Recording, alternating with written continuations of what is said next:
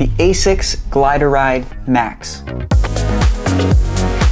Okay, disclaimer right away.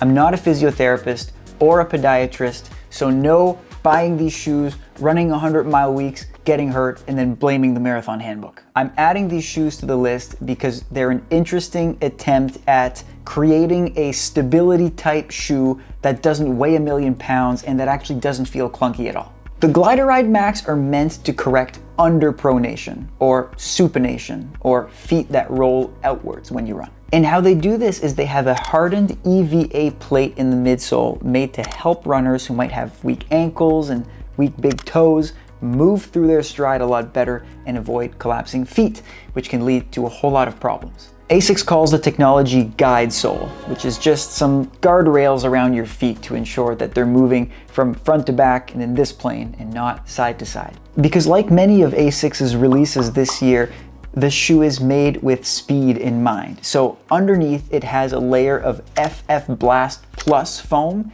which is about 20% lighter than the regular foam that ASICS has been using in the past on their training shoes. And then on top of the FF Blast Plus foam is a layer of FF Blast Max foam that is apparently even more responsive and that we're going to start seeing more and more in ASICS models of next year. So FF Blast Plus, FF Blast Max.